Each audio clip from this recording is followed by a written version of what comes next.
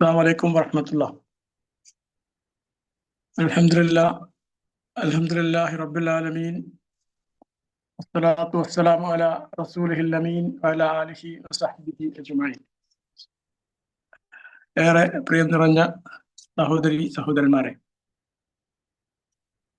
കഴിഞ്ഞ രണ്ടാഴ്ചയായി നമ്മൾ നടത്തിവരുന്ന റമദാൻ പ്രഭാഷണ പരമ്പര ഇന്ന് അതിന് പരിസമാപ്തി കുറിക്കുകയാണ്.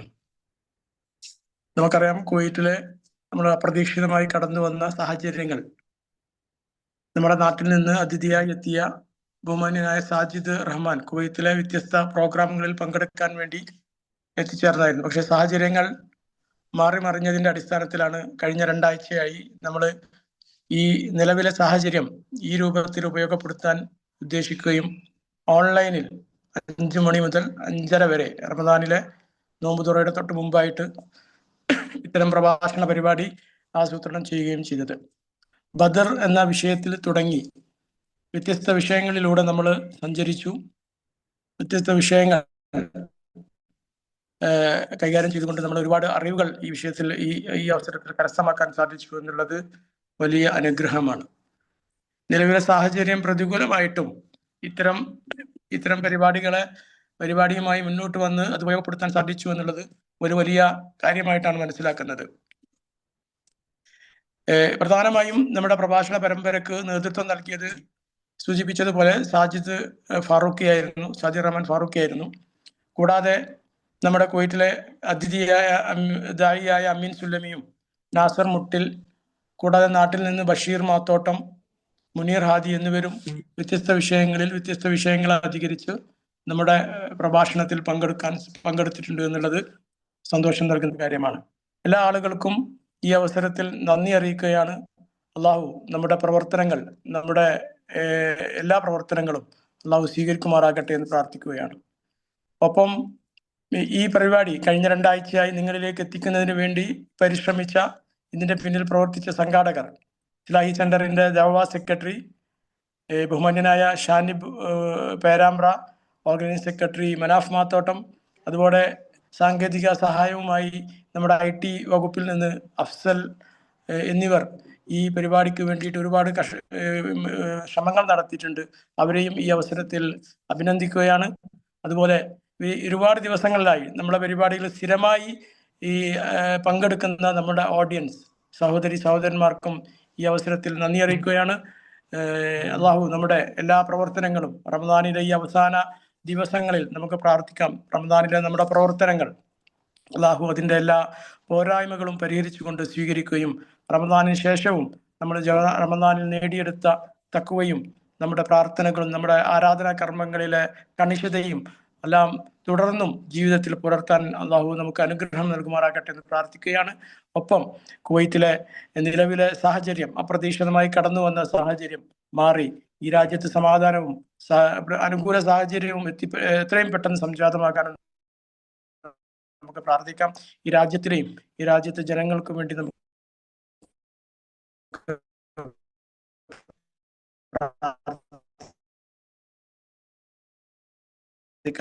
എന്ന് ഈ അവസരത്തിൽ ഉണർത്തുകയാണ്.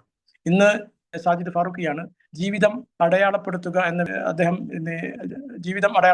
വിഷയത്തിൽ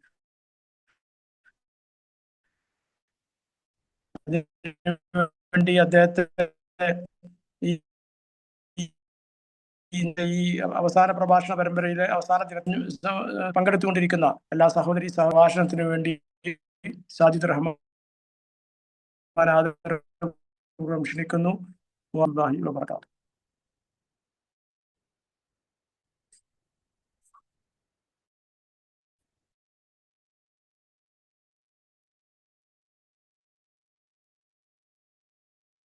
അസ്സലാമു ബിസ്മില്ലാ അൽഹംദുലില്ലാ വസ്സലാത്തു വസ്സലാമു അലാ റസൂലിൽ അമീൻ വഅലാ ആലിഹി വസ്ഹബിഹി അജ്മഈൻ അമ്മാ ബഅദ്.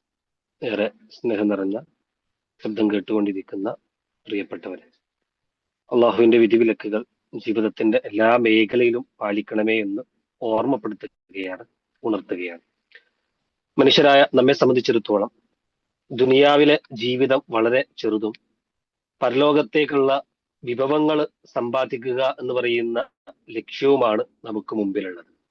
പരിശുദ്ധ റമദാൻ നമ്മുടെ സമ്മതം ചോദിക്കാതെ നമ്മോട് വിട പറയാൻ ഇനി ഏതാനും ദിവസങ്ങൾ മാത്രമേ ഉള്ളൂ. ആ പരിശുദ്ധ റമദാനിനെ ഏറ്റവും നല്ല രീതിയിൽ ഉപയോഗപ്പെടുത്തുവാൻ സാധിച്ചിട്ടുണ്ടോ എന്നതിനെ കുറിച്ചൊരു ചിന്ത, ഒരു ആത്മവിചിന്തനം, വിചാരണ നാം ഓരോരുത്തരും നടത്തേണ്ടതുണ്ട്. എന്ന് പറയാൻ ആഗ്രഹിക്കുന്ന വിഷയം അത് തന്നെയാണ്. ഇത്രയും കാലയളവിൽ ഈ റമദാന് മാത്രമല്ല, ഇന്ന് നമ്മൾ ജനിച്ചത് മുതൽ ഇന്ന് വരെയുള്ള ഈ ഒരു ജീവിത കാലയളവിന്റെ ഉള്ളിൽ എന്തൊക്കെ കാര്യങ്ങളാണ് എന്റേതായിട്ട് എനിക്ക് പറയാനുള്ളത്, അള്ളാഹുവിന്റെ മുമ്പിൽ സമർപ്പിക്കാനുള്ളത് എന്നതിനെ കുറിച്ചൊരു ചിന്ത ഉണ്ടാക്കിയെടുക്കുക എന്നുള്ളതാണ്. പ്രിയപ്പെട്ടവരെ, എന്തിനാണ് ജീവിതം എന്നുള്ളത്? ഖുർആൻ പറയുന്നുണ്ട്, അല്ലദീ ഖലഖൽ മൗത വൽ ഹയാത ലിയബ്ലുവക്കും അയ്യുക്കും അഹ്സനു അമല. ഏറ്റവും നല്ല പ്രവർത്തനങ്ങൾ പ്രവർത്തിക്കുന്നവർ ആര് എന്നറിയാൻ വേണ്ടിയിട്ടാണ് ജീവിതത്തെയും മരണത്തെയും നാം സൃഷ്ടിച്ചിട്ടുള്ളത്. ധാരാളം ചെയ്യുന്ന പ്രവർത്തനങ്ങളല്ല, ആളെ കാണിക്കാൻ വേണ്ടി ചെയ്യുന്നതോ അല്ലെങ്കിൽ ആളുകൾക്ക് വേണ്ടിയിട്ട് ക്ലീശയായിട്ട് ചെയ്യുന്ന ചില കാര്യങ്ങളുണ്ടാവും. ഇപ്പോ നമ്മുടെ സംഘടന ബേസ്ഡ് ആണെങ്കിൽ ഓരോ യൂണിറ്റുകൾക്കും മണ്ഡലങ്ങൾക്കും ഒക്കെ ചില ടാസ്കുകൾ കൊടുക്കുമ്പോൾ ആ ടാസ്കുകൾ പൂർത്തീകരിക്കാൻ വേണ്ടി ചെയ്യുന്ന പ്രവർത്തനങ്ങൾ ഉണ്ടാവും. ഇപ്പൊ വിദ്യാലയങ്ങളിലാവട്ടെ മദ്രസകളിലൊക്കെ ആവട്ടെ, ചില ടൈം പീരീഡിനുള്ളിൽ ചെയ്തു തീർക്കാൻ വേണ്ടിയിട്ടുള്ള പ്ലാനിങ് ഉണ്ട്. ആ പ്ലാൻ ചെയ്തു തീർക്കൽ ഒരു പദ്ധതിയായിട്ട് ചെയ്യുന്ന കുറെ പദ്ധതികളായിട്ടുണ്ട്. എന്നാൽ ജീവിതം എന്ന് പറയുന്നത് അങ്ങനെയുള്ള പദ്ധതികൾ തീർക്കേണ്ടതല്ല. അള്ളാഹു സുബ്ഹാനഹു വ തആല ജീവിക്കാനുള്ള അവസരം നൽകിയിട്ട് ആ ജീവിത കാലയളവിന്റെ ഉള്ളിൽ ആത്മാർത്ഥമായി നിഷ്കളങ്കമായിട്ട് എന്തൊക്കെ പ്രവർത്തനങ്ങളുണ്ട് എന്നതിനെ കുറിച്ചാണ് അള്ളാഹ് നോക്കുന്നത് എന്ന് ഖുർആൻ പറഞ്ഞു വെക്കുന്നുണ്ട്. അത് തന്നെയാണ് ജീവിതത്തിലെ ഏറ്റവും വലിയ അടയാളപ്പെടുത്തലുകൾ. ഞാൻ മരിച്ചു പോകുമ്പോൾ എന്നെ ഓർക്കപ്പെടാനുള്ള പ്രവർത്തനങ്ങൾ കാഴ്ചവെച്ചിട്ടാണ് ഞാൻ പോകുന്നത്. എനിക്ക് പരലോകത്ത് നിരാശയില്ലാതെ അള്ളാഹുവിന്റെ മുമ്പിൽ വിചാരണക്ക് മുമ്പിൽ നിൽക്കാൻ പറ്റുന്ന ആത്മവിശ്വാസത്തോട് കൂടിയിട്ടാണോ ഞാൻ ഇവിടം വിടുന്നത് എന്നതിനെ കുറിച്ചൊരു ചിന്ത നമുക്ക് ഉണ്ടാകേണ്ടതുണ്ട്. അതിന് നമ്മൾ 3 കാര്യങ്ങളെ ഒന്ന് കീറി മുറിച്ച്, അല്ലെങ്കിൽ 3 കാര്യങ്ങളിലൂടെ നമ്മൾ നമ്മുടെ ജീവിതത്തെ കൊണ്ടുപോകണം. ഓം ശർമ്മയുടെ ഒരു പുസ്തകമുണ്ട്, നിങ്ങൾ മരിച്ചാൽ ആര് കരയും എന്നുള്ളത്.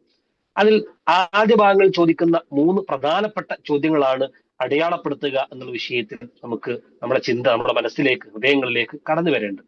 ഒന്നാമത്തത്, നിങ്ങൾ മരിച്ചാൽ ആര് കരയും എന്നുള്ളതാണ്. 2, നിങ്ങൾക്ക് ജീവിക്കാനുള്ള അവസരം കിട്ടിയിട്ട് നിങ്ങൾ എത്ര മനുഷ്യരെ സ്പർശിച്ചിട്ടുണ്ട്, എത്ര ഹൃദയങ്ങളിലൂടെ കടന്നുപോയിട്ടുണ്ട്, എത്ര ഹൃദയങ്ങളിൽ നാം എന്ന് പറയുന്ന വ്യക്തിക്ക് സ്ഥാനമുണ്ട് എന്നതിനെ കുറിച്ചൊരു ചിന്ത.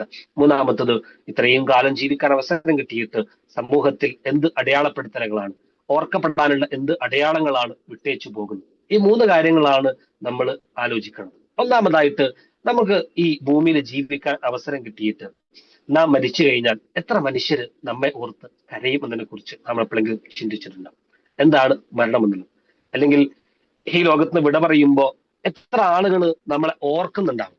എത്ര ആളുകളുടെ ഹൃദയത്തിൽ നമ്മുടെ ഒരു ഓർമ്മയായി നമുക്ക് വേണ്ടിയിട്ട് ആത്മാർത്ഥമായിട്ടുള്ള ഒരു പ്രാർത്ഥനയെങ്കിലും പ്രാർത്ഥിക്കുന്ന ആളുകൾ നമുക്ക് എത്ര പേരുണ്ടാവും? നമ്മൾ ആലോചിച്ചു നോക്കൂ. മരണ വാർത്തയിൽ ഏറ്റവും സങ്കടപ്പെടുത്തിയിട്ടുള്ള മരണ വാർത്ത എന്ന് പറയുന്നത് അള്ളാഹുയുടെ റസൂലിന്റെ മരണ വാർത്തയാണ്. പ്രവാചകൻ നബി സല്ലല്ലാഹു അലൈഹി വസല്ലമിന്റെ മരണ വാർത്ത കേട്ടിട്ട് കരയാത്തൊരു മനുഷ്യര് അവിടെ ഉണ്ടാവുകയും, കരയാന്ന് പറഞ്ഞാൽ വാപ്പൊട്ടി കരയുകയല്ല, പക്ഷെ വല്ലാണ്ട് മനസ്സുകളെ സ്പർശിച്ചിട്ടുള്ള, മനസ്സുകളെ വേദനപ്പെടുത്തിയിട്ടുള്ള, എത്ര ആത്മവിശ്വാസമുള്ള മനുഷ്യനും ഒന്ന് സ്റ്റെക്കായി പോയിട്ടുള്ള നിമിഷമാണ് റസൂലുള്ളാഹി സ്വല്ലല്ലാഹു അലൈഹി വസല്ലമയുടെ വഫാത്തായിട്ടുള്ള വാർത്തകൾ കാണുന്നത്. നമുക്കറിയാം, ചരിത്രം പരിശോധിച്ച് നോക്കുമ്പോൾ ഉമർ ഇബ്നുൽ ഖത്താബ് റളിയല്ലാഹു അൻഹു പറയുന്ന വാക്കുകളുണ്ട്. ആരാണോ ഉമർ മുഹമ്മദ് നബി സല്ലല്ലാഹു അലൈഹി വസല്ലം മരണപ്പെട്ടു എന്ന് പറയുന്നത്, ആ മനുഷ്യനെ ഞാൻ വധിച്ചു കളയുമെന്ന് പറയുന്ന അത്രയും ധീരമായിട്ടുള്ള, അത്രയും ഉൾക്കൊള്ളാൻ പറ്റാത്ത വാക്കുകൾ പ്രയോഗിച്ചിട്ടുള്ള ആളായിരുന്നു ഉമർ ഇബ്നുൽ ഖത്താബ് റളിയല്ലാഹു അൻഹു.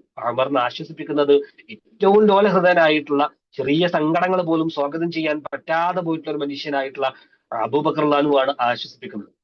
നോക്കൂ, ഉമർ റളിയല്ലാഹു അൻഹുവിന് പോലും അറിയാം അള്ളാഹുവിന്റെ റസൂൽ മരണപ്പെടുമെന്ന്. അതിനു മുമ്പും ഒരുപാട് മനുഷ്യർ മരണപ്പെട്ടു പോയിട്ടുണ്ട്. വേണ്ടവരും വേണ്ടാത്തവരുമായിട്ടുള്ള ഒരുപാട് വ്യക്തികൾ തന്റെ മുമ്പിൽ എന്നും ദിവസേന മരണപ്പെട്ടു പോയിട്ടുള്ള വാർത്തകൾ കേട്ടിട്ടുണ്ട്. പക്ഷേ അള്ളാഹുവിന്റെ റസൂലിന്റെ മരണ വാർത്ത അത് അത്രമേൽ മനസ്സിനെ ഉൾക്കൊള്ളാൻ പറ്റാത്തൊരു മരണ വാർത്തയായിരുന്നു എന്നുള്ളതാണ്. ബിലാൽ ബിൻ റബാഹ്, ബിലാൽ റളിയല്ലാഹു അൻഹു ചരിത്രം പറയുന്നുണ്ട്, ബിലാൽ റളിയല്ലാഹു അൻഹു നബി സല്ലല്ലാഹു അലൈഹി വസല്ലം മരണ വാർത്ത കേട്ടതിന് ശേഷം ബാങ്ക് കൊടുക്കുമ്പോൾ അഷ്ഹദു അന്ന മുഹമ്മദ റസൂലുള്ളാഹ് എന്ന് പൂർത്തീകരിക്കാൻ പറ്റാതെ ആ സമയമെത്തുമ്പോ കരഞ്ഞു പോയിട്ടുള്ള പിന്നെ സങ്കടകരമായിട്ടുള്ള അവസ്ഥകൾ പറയുന്നുണ്ട്. എന്നാൽ നാട് വിട്ടു പോകുന്നുണ്ട്. പിന്നീട് ഉമർ ബിൻ ഖത്താബിന്റെ കാലം, ഉമർ ബിൻ ഭരണകാലത്ത് ബിലാൽ റളിയല്ലാഹു അൻഹു വീണ്ടും ക്ഷണിക്കുകയും ആ സമയത്ത് ബിലാൽ റളിയല്ലാഹു അൻഹു വീണ്ടും ബാങ്ക് കൊടുക്കുമ്പോഴും അഷ്ഹദു അന്ന മുഹമ്മദ് റസൂലുള്ളാഹി എന്ന് പറയുമ്പോ ഒരു വല്ലാത്തൊരു വിതുമ്പൽ, വല്ലാത്തൊരു മാനസികമായിട്ടുള്ള ഒരു സംഘർഷം നേരിടുന്നതായിട്ട് ബിലാലിന്റെ ചരിത്രത്തിൽ പറയുന്നുണ്ട്. എന്തുകൊണ്ടാണ് ആ പ്രവാചകൻ എന്ന് പറയുന്ന വ്യക്തിയെ വീണ്ടും വീണ്ടും ഓർക്കുമ്പോ അവിടെയുള്ള ആളുകൾ വിതുമ്പി വിതുമ്പി കരഞ്ഞിരുന്നതെന്ന് ചോദിച്ചാൽ, ചില മരണ വാർത്തകൾ അങ്ങനെയാണ്. മനസ്സിനെ പിടിച്ചു കുലുക്കിയിട്ടുള്ള ചില മരണ വാർത്തകൾ. പ്രിയപ്പെട്ടവരെ, നമ്മൾ മരണപ്പെട്ടു പോകുമ്പോ, ഞാനെന്ന് പറയുന്ന വ്യക്തി ഈ ഭൂമിയിൽ നിന്ന് മരണപ്പെട്ടു പോകുന്ന സമയത്ത് എത്ര മനുഷ്യര് നമുക്ക് വേണ്ടിയിട്ട് കരയുന്ന മനുഷ്യരുണ്ടാകും. എത്ര മനുഷ്യരുടെ ഹൃദയങ്ങളിൽ നമുക്ക് ഒരു സ്ഥാനമുണ്ടാകും. പ്രാർത്ഥനയായിട്ടും ഓർമ്മകളായിട്ടും നമ്മൾ എന്തൊക്കെയാണ് അവശേഷിപ്പിച്ചിട്ടുള്ളത് എന്ന് ചിന്തിക്കണം. നോക്കൂ, പ്രവാചകന്റെ മരണമൊക്കെ അങ്ങനെയാണ്. ഒരു ആഴ്ന്ന് വേരുകളുള്ള ഒരു മരം, ആ മരം കടപുഴകി വീഴുന്ന സമയത്ത് സമീപത്തുള്ള ആ മണൽത്തരികളൊക്കെ ഇങ്ങനെ തെറിച്ചു വീഴുന്നതായിട്ട് കാണാൻ പറ്റും. കാരണം അതിങ്ങനെ അത്രമേൽ ആ വേരുകൾ ആ മണലിന്റെ ഉള്ളിലേക്ക് ഇങ്ങനെ വേരോടിപ്പോയിട്ടുണ്ടാവും. ആ മരം മുറിച്ചു കളയുമ്പോൾ സമീപത്തുള്ള എല്ലാ മണ്ണുകളും ഇങ്ങനെ കോരിത്തളിക്കുന്നതായിട്ട് കാണാൻ പറ്റും. ഇതേപോലെ ഒരുപാട് ഹൃദയങ്ങളിൽ ഞാൻ എന്ന് പറയുന്ന വ്യക്തി ഉണ്ടാകുമ്പോ, ഞാൻ മരണപ്പെട്ടു പോകുമ്പോ എനിക്ക് വേണ്ടിയിട്ട് പ്രാർത്ഥിക്കാൻ ഒരുപാട് കരങ്ങളും ഒരുപാട് ചുണ്ടുകളും ഒരുപാട് കൽബുകളും എന്ത് ചെയ്യും, ഉണ്ടാകുമെന്നുള്ളതാണ്. ഖുർആൻ പറയുന്നുണ്ട് എല്ലാ മനുഷ്യരും മരിക്കുന്നതാണ്. ഒരു മനുഷ്യന് ഓടാൻ കഴിയില്ലല്ലോ, രക്ഷപ്പെട്ടു പോകാൻ കഴിയേയില്ലാണ്. ഒരു മനുഷ്യന്റെ അവധി സമയം എത്തിക്കഴിഞ്ഞാല് എന്തായാലും മരിക്കുന്നു. നമ്മളെപ്പോഴെങ്കിലും നമ്മൾ മരണത്തെ കുറിച്ച് കണ്ടിട്ടുണ്ട്, പേടിപ്പിക്കാൻ വേണ്ടി പറയല്ല. പക്ഷെ മരണത്തെ കുറിച്ച് കാണുമ്പോഴാണ്, ഓർക്കുമ്പോഴാണ് നമുക്ക് ബാക്കിയുള്ള ജീവിതത്തെ ക്രമീകരിക്കുവാനും മുമ്പുള്ള ജീവിതത്തെ ഒന്ന് തിട്ടപ്പെടുത്തി വിചിന്തനം ചെയ്ത് എഡിറ്റ് ചെയ്തില്ലേ അതിനൊന്ന് അപ്ഡേറ്റ് ചെയ്തിട്ട് ജീവിതത്തെ മുന്നോട്ട് കൊണ്ടുപോകുവാനും സാധിക്കുകയുള്ളൂ എന്ന്. എന്താണ് മരണം എന്ന് പറഞ്ഞാൽ? എന്താണ് മരണം? ഒരുപാട് ആഗ്രഹങ്ങളും സ്വപ്നങ്ങളും ഒരുപാട് ചിന്തിച്ചു കൂട്ടി ആഗ്രഹിച്ചു കൂട്ടി അവയെല്ലാം കണ്ടു തീർക്കുവാനോ ജീവിതത്തില് ആഗ്രഹം നടന്നു കാണുവാനോ സാധിക്കാതെ പോകുന്ന ഒരു യാത്രയുടെ പേരാണ് മരണം എന്ന് പറഞ്ഞാൽ. ലോകത്തെ ഏത് യാത്രക്ക് വേണ്ടി വിളിച്ചാലും നമ്മളൊക്കെ റെഡിയാണ്, തയ്യാറാണ്. ഒന്ന് ആലോചിക്കട്ടെ, ഒന്ന് നോക്കിയിട്ട് വരാ എന്നെങ്കിലും പറയും. പക്ഷെ മരണം എന്ന് പറയുന്ന ഒരു യാത്രക്ക് ഒരുങ്ങുക എന്ന് പറയുന്നത് വളരെ പ്രയാസമാണ്. ഏത് പ്രായക്കാരനെ വിളിച്ചാലും ഞാൻ ഇല്ല എന്നുള്ള മറുപടി ആയിരിക്കും ആ മനുഷ്യരൊക്കെ പറയാനുണ്ടാകുക. മൂന്ന് കുട്ടികൾ ഇങ്ങനെ കളിച്ചുകൊണ്ടിരിക്കുകയാണ്. മൂന്ന് കുട്ടികൾ കളിച്ചുകൊണ്ടിരിക്കുന്ന സമയത്ത് ഒരു പുരോഹിതനായിട്ടുള്ള മനുഷ്യന് മൂന്ന് കുട്ടികളുടെ അടുക്കലേക്ക് വന്നിട്ട് ചോദിക്കുന്നുണ്ട്, നിങ്ങൾ ഇപ്പൊ മരണപ്പെടുമ്പോഴാണ്, നിങ്ങൾ ഇപ്പൊ ഈ നിമിഷം മരണപ്പെടും. ആ മരണപ്പെടുമ്പോ നിങ്ങൾക്ക് എന്താണ് ഏറ്റവും വലിയ ആഗ്രഹം എന്ന് ചോദിച്ചു. അപ്പൊ ഒന്നാമത്തെ പറഞ്ഞു, എനിക്ക് ലോകം ഫുള്ള് ചുറ്റി സഞ്ചരിക്കണം, അതെന്റെ ഏറ്റവും വലിയ ആഗ്രഹമാണ്. രണ്ടാമത്തെ പറഞ്ഞു, എനിക്ക് കുറെ സൗഹൃദങ്ങളുണ്ട്, ആ സൗഹൃദങ്ങളൊക്കെ ഒന്നുകൂടി പുതുക്കി ആളുകളോടൊക്കെ ഞാൻ മരണപ്പെടുക എന്ന് പറയുന്ന ഒരു വാർത്ത കേട്ട് അല്ലെ പറഞ്ഞിട്ടായിരിക്കണം എനിക്ക് പോകേണ്ടത്. മൂന്നാമത് ചെറിയൊരു മോനാണ്, ഒരു 5 വയസ്സുള്ള ഒരു ചെറിയ കുട്ടി. അവനിങ്ങനെ ഒരു കാർ ഓടിച്ചുകൊണ്ട് നിൽക്കാണ്. അവനോടും ചോദിച്ചു, എടാ നീ കേൾക്കുന്നില്ലേ, നീ എന്താണ് ഇപ്പൊ മരണപ്പെട്ടു പോവാണെങ്കിൽ നീ എന്താണ് ചെയ്യുക? ആ കുട്ടി പറഞ്ഞു, I am keep on play. വീണ്ടും ആവർത്തിച്ചു, നീ കേട്ടിട്ടില്ലേ, നീ മരണപ്പെട്ടു പോവാണെങ്കിൽ എന്താ ചെയ്യുക? ആ കുട്ടി വീണ്ടും പറയാണ്, I am keep on play, ഞാൻ കളിച്ചുകൊണ്ടേയിരിക്കും. അത് വലിയൊരു മറുപടിയാണ്. അതായത് മരണം എന്ന് പറയുന്ന ഒരു സംഗതി വരുമ്പോഴും ഞാൻ എന്താണോ ചെയ്യുന്നത് അത് ചെയ്തുകൊണ്ടേയിരിക്കും. അത് ചെയ്തുകൊണ്ടേയിരിക്കും എന്നുള്ളത് ആത്മവിശ്വാസത്തിൽ ഒരു വാക്കാണ്. ഞാൻ ചെയ്യുന്നത് മോശപ്പെട്ട ഒരു കാര്യമല്ല എന്ന തിരിച്ചറിവിൽ നിന്നാണ് ആ വാക്ക് പറയുന്നത്. പ്രിയപ്പെട്ടവരെ, നമ്മൾ മരിക്കുന്ന സമയത്ത് നമുക്ക് കൊണ്ടുപോകാനുള്ള പ്രവർത്തനങ്ങളെ കുറിച്ച് ഒരു ചിന്ത നമുക്ക് ഉണ്ടാകേണ്ടതുണ്ട്. ഈ നോമ്പ് കിട്ടി, ഒരു നോമ്പ് കിട്ടിയിട്ട് ആ നോമ്പ് എനിക്ക് വേണ്ടപ്പെട്ട നോമ്പാക്കിയിട്ട് മാറ്റാൻ സാധിച്ചിട്ടുണ്ട്. നമ്മൾ എപ്പോഴും പറയാറുണ്ട്, മിമ്പറിലേക്ക് കയറുമ്പോൾ ആമീൻ പറഞ്ഞൊരു സന്ദർഭം. ഒരു നോമ്പുകാലം കിട്ടിയിട്ടും ആ നോമ്പിന് ഉപയോഗപ്പെടുത്താതെ പോയിട്ടുള്ള ഒരു മനുഷ്യന് നശിക്കട്ടെ എന്ന് പറഞ്ഞപ്പോഴാണ് ആമീൻ പറഞ്ഞത്. അങ്ങനെ എത്ര നോമ്പുകാലമാണ് വീണ്ടും വീണ്ടും നമ്മിലേക്ക് സ്വാഗതം ചെയ്ത് നമ്മുടെ സമ്മതം ചോദിക്കാതെ വിട പറഞ്ഞു പോകുന്നത്. ആ നോമ്പുകാലത്ത് ചെയ്തു തീർക്കാൻ പറ്റാതെ പോയ പ്രവർത്തനങ്ങളെ ഓർത്ത് സങ്കടം വരാറുണ്ടോ? കണ്ണുകൾ നനയാറുണ്ടോ? ഹൃദയം പിടയ്ക്കാറുണ്ടോ? നമ്മൾ ആലോചിച്ച് നോക്കണം. നമ്മളെ മരണ വാർത്തയെ കുറിച്ച് നമ്മളിങ്ങനെ മുമ്പിൽ കാണുമ്പോഴാണ് നമുക്ക് എന്തെങ്കിലുമൊക്കെ പ്രവർത്തിക്കാനുള്ള ഊർജം കിട്ടുന്നത്. അല്ലാതെ ഈ സുഹൃത്തുൽ ജുമാല് പറയുന്നുണ്ടല്ലോ, നിങ്ങൾ പേടിച്ചോടുന്നതായിട്ടുള്ള മരണത്തെ നിങ്ങൾ കണ്ടുമുട്ടുക തന്നെ ചെയ്യും. അത് എവിടെ പോയാലും നമ്മളെ പിടികൂടുക തന്നെ ചെയ്യുമെന്ന് ഖുർആൻ പറയുന്നു. കുല്ലു നഫ്സിൻ ദാഇഖത്തുൽ മൗത്ത്. ഒരുപാട് ആയത്തുകളാണ്. ആ മരണത്തിന്റെ രംഗം നമ്മൾ ശരിക്കും ഇങ്ങനെ കാണുന്ന സമയത്താണ് ശരിക്കും അടയാളപ്പെടുത്തുന്നത് ഉണ്ടോ ഇല്ലേ നമ്മളിങ്ങനെ ആലോചിച്ച് നോക്കുക. നമുക്കൊന്നും ചെയ്യാൻ കഴിയില്ലല്ലോ. നമുക്കൊന്നും ചെയ്യാൻ പറ്റാത്തൊരവസ്ഥയാണ് മരണം എന്ന് പറയുന്നത്. സുഹൃത്തുക്കൾ ഖിയാമത്ത് പരിശോധിച്ച് നോക്കിയാൽ കാണാൻ പറ്റും. ശരിക്കും നമ്മുടെ സ്കൂളിലൊക്കെ എന്തെങ്കിലും നമുക്ക് കുട്ടികൾക്ക് എന്തെങ്കിലും പ്രശ്നം ഉണ്ടായാൽ ഉപ്പാ നിലക്ക് ഉമ്മാ നിലക്ക് നമ്മൾ പോകും അല്ലെ. നമ്മുടെ കുട്ടിയുടെ ഭാഗത്താണ് തെറ്റിയെങ്കിലും ശരി, ആ കുട്ടിയെ ന്യായീകരിച്ചുകൊണ്ട് സംസാരിക്കാൻ ഞാൻ പോകും. ആരടാ എന്റെ കുട്ടിയെ ചോദ്യം ചെയ്യാൻ മാത്രം വളർന്നവൻ എന്നൊക്കെ ചോദിച്ച് ഡയലോഗ് അടിക്കാൻ വേണ്ടി ഞാൻ പോകും. എന്റെ കൂടെ ഒരു ധൈര്യത്തിന് സുഹൃത്തുക്കളൊക്കെ പാടെ കൂട്ടിയിട്ടാണ് എന്ത് ചെയ്യുക, പോകുക. കാരണം എന്റെ കുട്ടിയെ പ്രൊട്ടക്ട് ചെയ്യുന്നത് ഞാനാണ്. ഇതേപോലെ ഞാൻ മരിക്കാൻ വേണ്ടിയിട്ട് കിടക്കുമ്പോ കട്ടിലിൽ ഇങ്ങനെ കിടക്കുകയാണ്. കിടക്കുന്ന സമയത്ത് എന്റെ മക്കളുണ്ട്, ഭാര്യയുണ്ട്, ഭാര്യക്ക് ഭർത്താവുണ്ട്, ഉമ്മയുണ്ട്, ഉപ്പയുണ്ട്, സംഘടനാ സുഹൃത്തുക്കളുണ്ട്, എല്ലാവരും എന്റെ ചുറ്റും ചൂണിക്കാണ്. ഖുർആൻ ചോദിക്കുന്നുണ്ട് വഖീല മൻ റാഖ്, വഖീല മൻ റാഖ് എന്ന് ഖുർആൻ ചോദിക്കുന്നുണ്ട്. ആരുണ്ടടാ നിനക്ക് വേണ്ടി മന്ത്രിക്കാൻ? അവക്ക് വേണ്ടി മന്ത്രിക്കാൻ ആരുണ്ട്? മറ്റുള്ളവർക്ക് വേണ്ടിയിട്ട് ഒരുപാട് വക്കാലത്ത് പറയാൻ വേണ്ടി ഓടി നടന്ന മനുഷ്യന്, ആ മനുഷ്യൻ മരിക്കാൻ കിടക്കുമ്പോ ഓടി നടന്ന മനുഷ്യരൊക്കെ തന്റെ ചുറ്റും കേടിയിട്ട് ലാ ഇലാഹ ഇല്ലല്ലാഹ് എന്ന കലിമത്ത് തൗഹീദ് ഉച്ചരിക്കും, സങ്കടപ്പെടും. പക്ഷേ അതിന്റെ അപ്പുറത്തേക്ക് ചേർത്ത് പിടിച്ച് എന്റെ ഉപ്പയെ കൊണ്ടുപോകല്ലേ പടച്ചോനെ എന്ന് പറയാൻ ഒരു മക്കളും ഉണ്ടാവില്ല. എന്റെ ഇണയെ കൊണ്ടുപോകല്ലേ എന്ന് പറയാൻ ഒരു ഇണയും ഉണ്ടാവില്ല. എന്റെ മക്കളെ കൊണ്ടുപോകല്ലേ എന്ന് പറയാൻ ഒരു ഉമ്മയും ഉപ്പയും ആ സമയത്ത് ഉണ്ടാവില്ല. എല്ലാവരും നമ്മുടെ മരണം ഇങ്ങനെ നോക്കി നിൽക്കുന്നു. കടങ്കാലുമായിട്ട് കൂട്ടിപ്പിടയുന്ന സമയം. അതിങ്ങനെ ഓരോ രംഗത്തും മരണത്തിങ്ങനെ അല്ലെ കണ്ടുകൊണ്ടിരിക്കുന്ന രംഗം. ഒന്നും ചെയ്യാൻ കഴിയില്ല, ഒന്നും ചെയ്യാൻ കഴിയില്ല. അപ്പോഴാണ് ആ മനുഷ്യൻ പറയുന്ന വാക്കിലെ കുറച്ച് സമയം നീട്ടി തന്നിരുന്നെങ്കിൽ, ഫയഖൂല റബ്ബി ലൗലാ അഖർതനീ ഇലാ അജ്ലിൻ ഖരീബ് ഫഅസ്വദ്ദഖ വഅകും മിനസ് സ്വാലിഹീൻ. പടച്ചോനെ കുറച്ച് സമയം നീട്ടി തന്നിരുന്നെങ്കിൽ ഞാൻ സ്വാലിഹീങ്ങളുടെ കൂട്ടത്തിലായിക്കോളാം പടച്ചോനെ എന്ന് പറയുന്ന ആ സമയത്ത് കാര്യമില്ല. സക്രാത്തിന്റെ ഹാലം അത് എല്ലാ മനുഷ്യനും മരിക്കുന്നതിന് മുമ്പ് മുൻകൂട്ടിയിട്ട് പറഞ്ഞു വെക്കാണ് ഖുർആൻ. ഇങ്ങനൊക്കെ പറയൂട്ടോ, ചെയ്യാനുള്ള അവസരം കിട്ടിയിട്ട് ചെയ്തു തീർക്കാത്തതിന്റെ സങ്കടം മരിക്കാൻ നേരത്ത് ഉണ്ടാവൂട്ടോ. ഇതൊക്കെ പറഞ്ഞു വെക്കുന്നുണ്ട്. ആ പറഞ്ഞു വെച്ചിട്ടും എന്റെ ജീവിതം കൊണ്ട് എനിക്ക് അടയാളപ്പെടുത്താൻ പറ്റിയിട്ടില്ല എങ്കിൽ, സൽക്കർമ്മങ്ങൾ കൊണ്ട് ഒന്നും ചെയ്യാൻ പറ്റിയിട്ടില്ല എങ്കിൽ, എന്തൊരു ഒരു നഷ്ട ജീവിതമായിരിക്കും ഇതിലുണ്ടാവുക. വൽ അസ്ർ ഇന്നൽ ഇൻസാന ലഫീ ഖുസ്ർ എന്ന് പറഞ്ഞില്ലേ, മനുഷ്യർ നഷ്ടത്തിലാണ്. ആ നഷ്ടത്തിലല്ലാത്ത ആളുകൾ ഇല്ലല്ലദീന ആമനു വഅമിലു സ്വാലിഹാത്ത്, അമിലു സ്വാലിഹാത്തുകൾ ഇല്ലാത്തൊരു മനുഷ്യൻ, ആത്മാർത്ഥമായ നിയ്യത്ത് ഉറച്ച നിഷ്കളങ്കമായ പ്രവർത്തനങ്ങൾ ഇല്ലാത്തൊരു മനുഷ്യൻ, ആ മനുഷ്യൻ മരണപ്പെട്ടു പോകുമ്പോ അവനക്ക് വേണ്ടിയിട്ട് കരയാൻ ഒരു മനുഷ്യനും ഉണ്ടാവില്ല.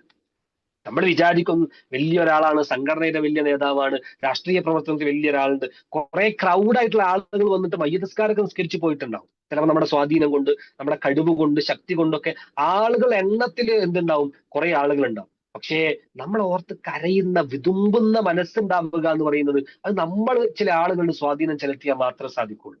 അങ്ങനെ എത്ര കൽബുകളിൽ ഞാൻ എന്ന് പറയുന്ന വ്യക്തിയുണ്ടാവും. അതെന്റെ സമ്പത്ത് കൊണ്ടല്ല, എന്റെ ആസ്തി കൊണ്ടല്ല, എന്റെ അധികാരം കൊണ്ടല്ല, എന്റെ അമൽ സ്വാലിഹാത്തുകൾ കൊണ്ടും എന്റെ വിശ്വാസം കൊണ്ടും എന്റെ നന്മയുടെ ബോധം കൊണ്ടും എത്ര ഹൃദയങ്ങളിൽ ഞാൻ എന്ന് പറയുന്ന വ്യക്തിയുണ്ട്. ആ ഹൃദയങ്ങളിലുള്ള വ്യക്തികൾക്കൊക്കെ വേണ്ടി എന്നും പ്രാർത്ഥിക്കുന്ന ആളുകളായിരിക്കും നമ്മളതാണ്. അങ്ങനെ അങ്ങനെ മരിക്കാൻ നമുക്ക് പറ്റും. ഈ ലോകത്ത് ഇവിടെ പറയുമ്പോ നന്മകളിൽ അധികമുണ്ട് അല്ലെ. പരലോകത്തെത്തുമ്പോ നഷ്ടക്കാരുടെ കൂട്ടത്തിൽ അല്ലാത്തൊരു മനുഷ്യനായിട്ട് നമുക്ക് പോകാം. പാപ്പരാവിനെ കുറിച്ച് അള്ളാഹുവിന്റെ റസൂൽ പഠിപ്പിച്ച അതാണല്ലോ. പരലോകത്തെത്തുമ്പോൾ കുറെ നന്മ ഉണ്ടെന്ന് വിചാരിക്കുക. നിസ്കരിക്കാനും നോമ്പെടുക്കാനും അമല സ്വാലിഹാത്തും ചെയ്യാനും എല്ലാത്തിനും മുമ്പിൽ ഉണ്ടാവും. പക്ഷെ അവിടെ എത്തിയപ്പോ ഒന്നുമില്ല, സീറോ ആണ്. കാരണം ചെയ്തതൊക്കെ ആത്മാർത്ഥ എന്ന് പറയുന്ന ഒരു കണ്ടന്റ് അവിടെ ഇല്ല. നമ്മൾ മുമ്പ് പറഞ്ഞിട്ടുണ്ട്, ഇബ്രാഹിം നബി അലൈഹി സ്വലാത്തു വസ്സലാം പ്രാർത്ഥിക്കുന്നത് റബ്ബനാ തഖബ്ബൽ മിന്നാ ഇന്നക അൻതസ് സമീഉൽ അലീം. ഏത് നന്മ ചെയ്യുകയാണെങ്കിലും അള്ളാഹു അത് മെസ്സേജ് അയക്കാൻ പറ്റും.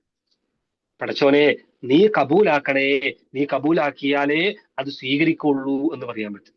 അങ്ങനെ മരണപ്പെട്ടു പോയാലും നമ്മളെ മരണം ആളുകൾക്ക് സങ്കടം ഉണ്ടാകുന്ന, ആ ആളിവിടെ ജീവിച്ചിരുന്നെങ്കിൽ എത്ര നന്നായിരുന്നേ എന്ന് അല്ലേ എന്താ പറയാ, ആ ആളിങ്ങനെ കാണുന്ന സമയത്തോ ആളെ കുറിച്ച് ഓർക്കുന്ന സമയത്തോ ഒക്കെ നിരന്തരം പറയാൻ പറ്റുന്ന ആളുകളായിട്ട് നമുക്ക് എന്ത് ചെയ്യാൻ പറ്റും, നമ്മുടെ ജീവിതത്തെ അവസാനിക്കും. നമ്മളൊന്ന് ഇമാജിൻ ചെയ്ത് നോക്ക്, നമ്മളെ മരണപ്പെട്ടു പോയാലും നമ്മളെ കുറിച്ച് ഇങ്ങനെ സംസാരിക്കുന്ന, നമ്മളിപ്പോഴും പറയണം, നമ്മൾ സംഘടന ലെവലിൽ എടുക്കുകയാണെങ്കിൽ KK സുലമിയെ കുറിച്ചും സലാം സുലമിയെ കുറിച്ചും ഇഷ്ടം പോലെ ആളുകൾ പറയാം.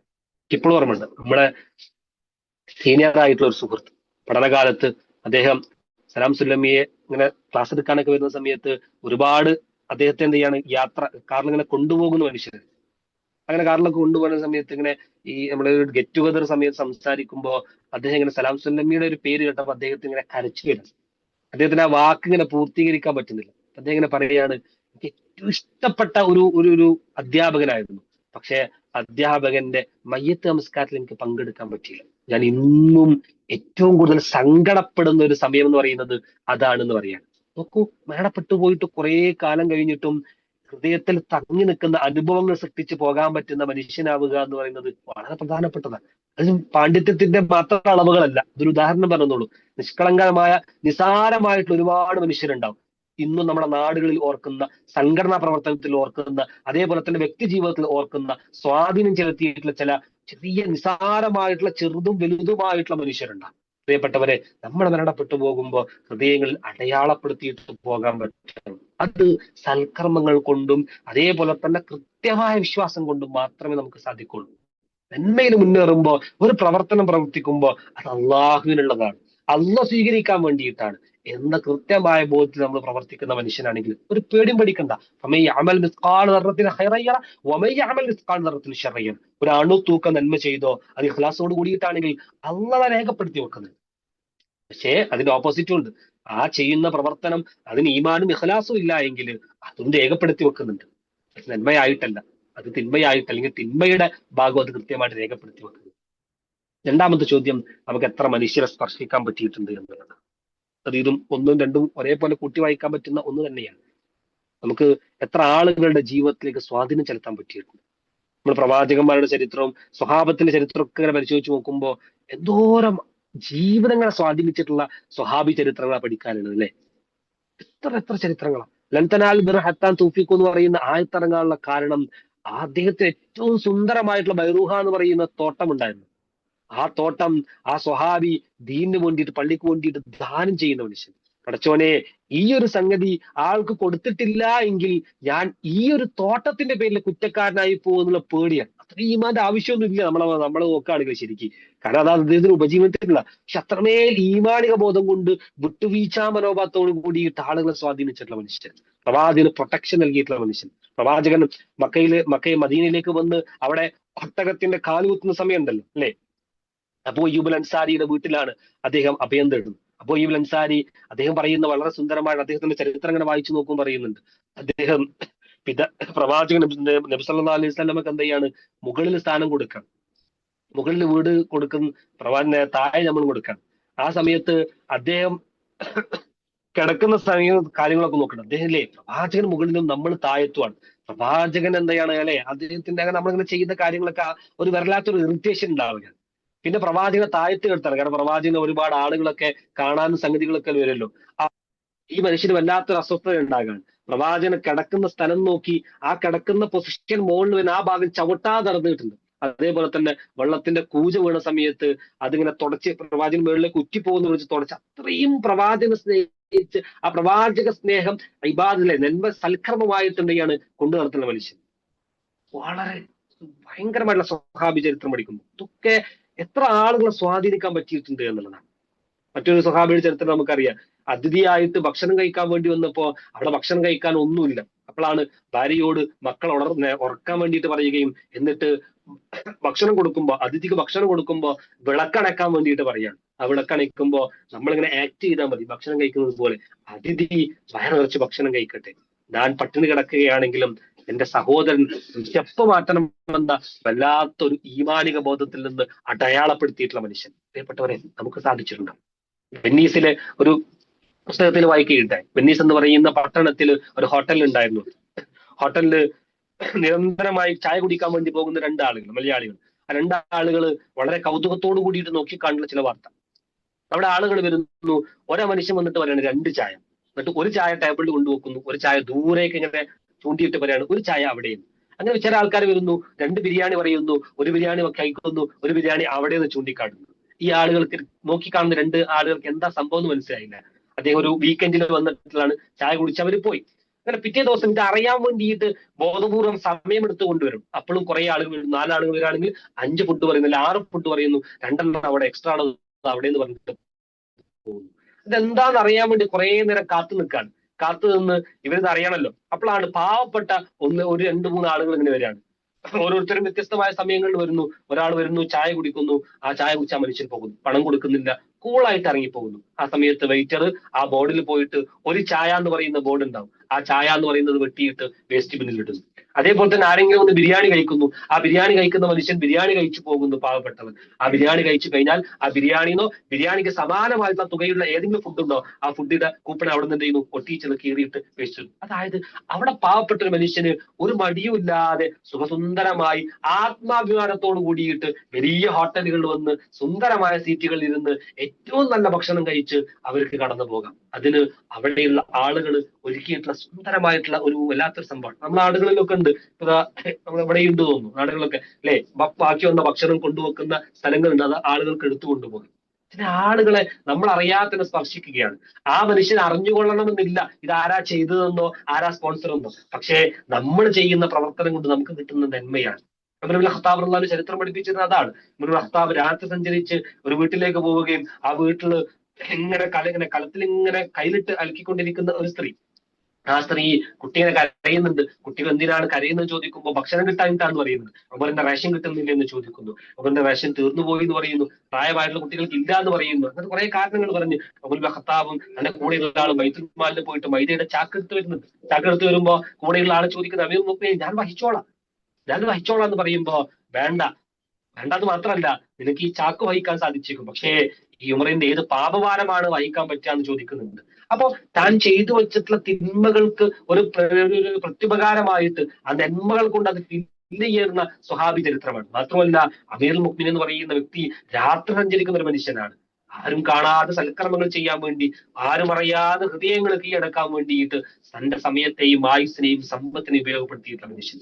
പ്രിയപ്പെട്ടവരെ, നമുക്ക് ജീവിക്കാനുള്ള അവസരം കിട്ടിയിട്ട് എത്ര ആളുകളെ നമ്മൾ ആരും അറിയാതെ സഹായിച്ചിട്ടുണ്ട്.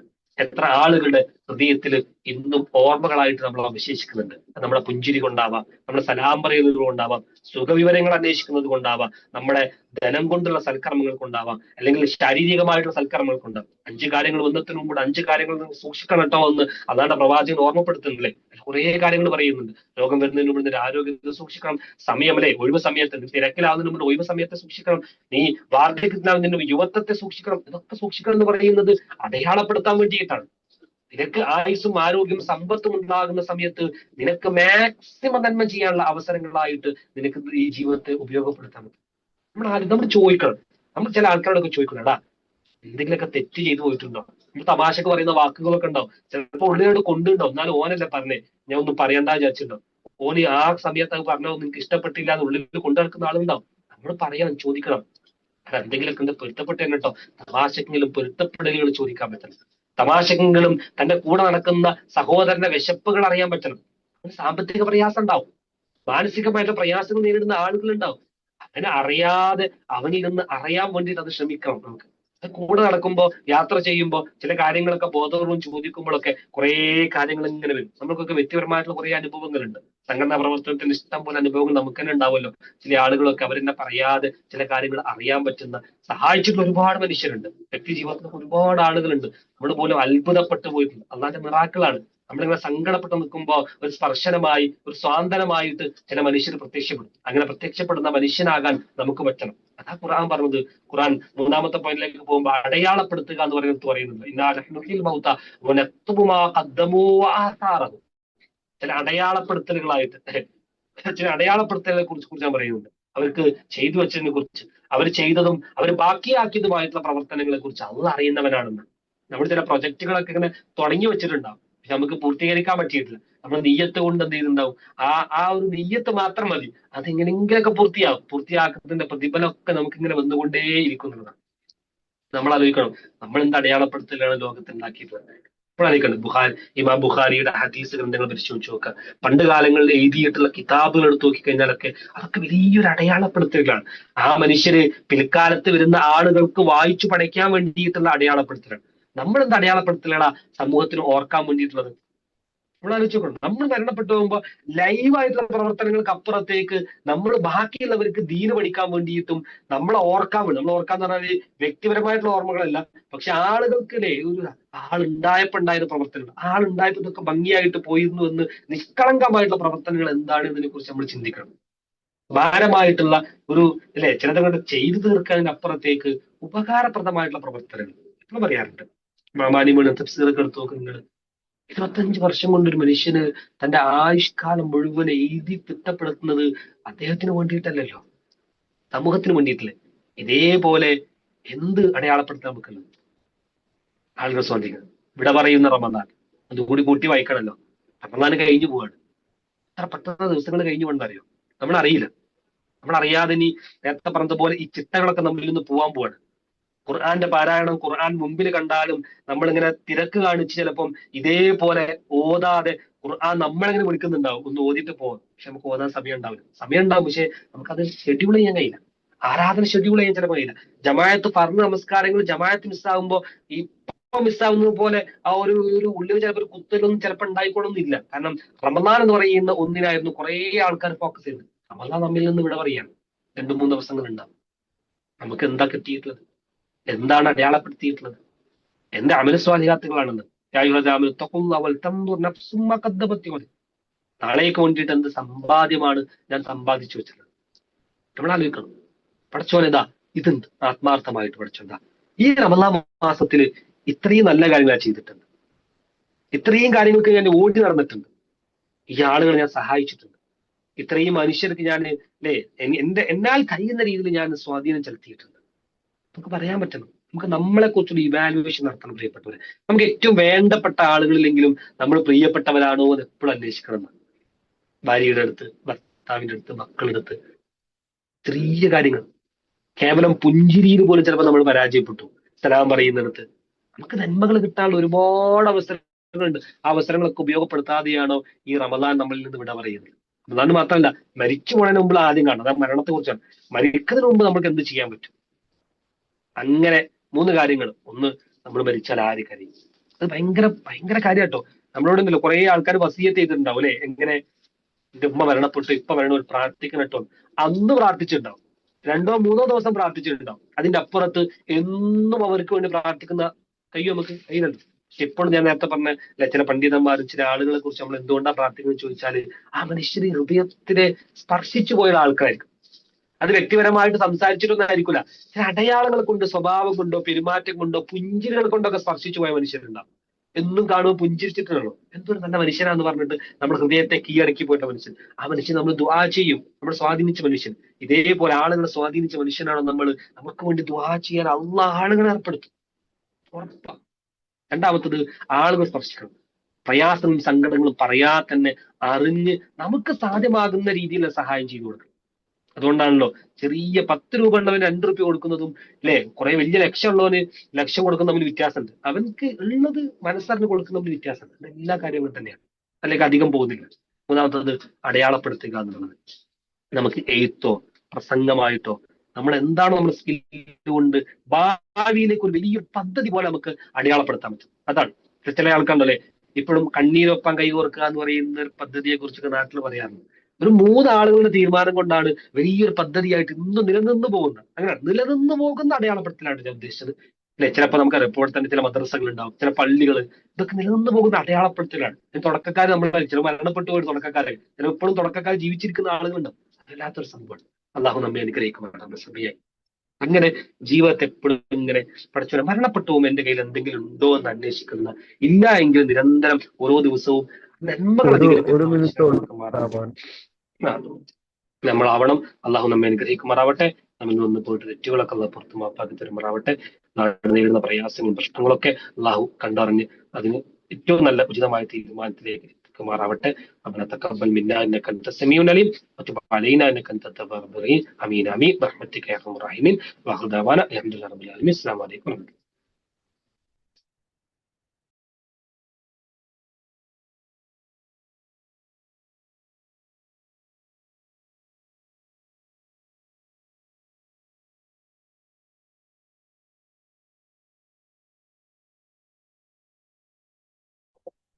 السلام عليكم ورحمة الله والصلاة والسلام على رسول الله وعلى آله وصحبه أجمعين.